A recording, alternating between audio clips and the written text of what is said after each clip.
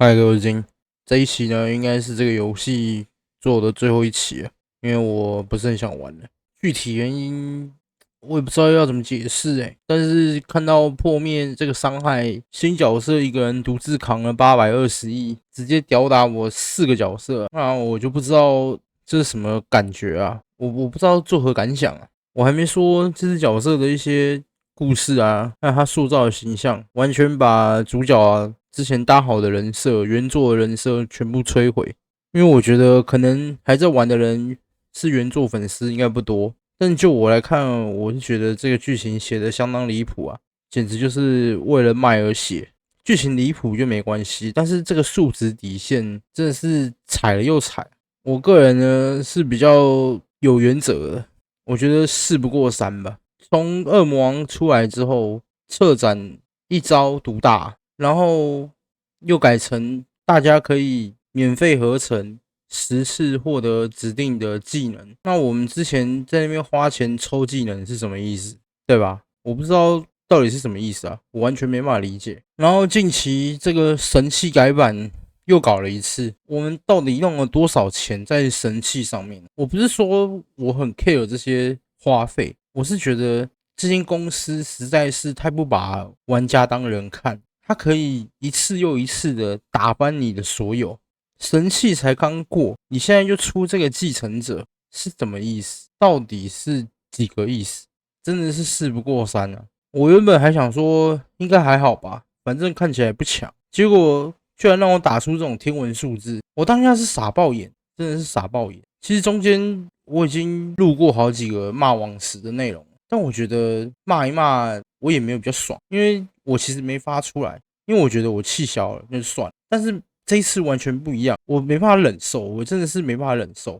我他媽的每天都在想，幹到底要怎麼讓網時好好的吃上這一口屎。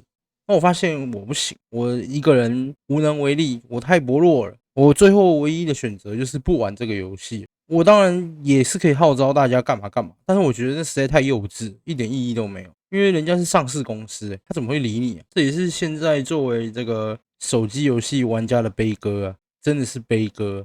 我也不是要指責誰，我只是覺得這就是現代這個遊戲、這個手遊行業的病態啊。他們就是針對呢玩家這個弱小群體，不停的收割，不停的收割。反正呢，你一個人的聲音也不會有人聽見。所以經過這麼長一段時間呢，我自己在思考這個問題。我沒有不想要玩，但是他把環境營造的讓我玩不下去啊。說什麼要讓動作遊戲回歸本質，那它的本質是什麼？戰力啊，氪金啊。我真的有時候在想，他為什麼不乾脆做成自動戰鬥就好？反正你戰力不達標，你在戰力面前所有的技術都是零啊，那有意義嗎？我知道這件事情啊，我從一開始玩我就知道了。遊戲剛出了第2個月，6月吧，我就發過文了，但是這問題從來都沒有被改善。然後現在越演越烈，手腳呢更是毫不遮掩。到這個地步我覺得我沒有什麼資格勸大家不要玩，但是我唯一能做就是我自己不玩，就這樣吧。我也不知道之後要玩什麼，反正我只想玩一個把玩家當人的遊戲啊。第3季如果有播出的話，我還是會看，畢竟他媽的那我有投資啊。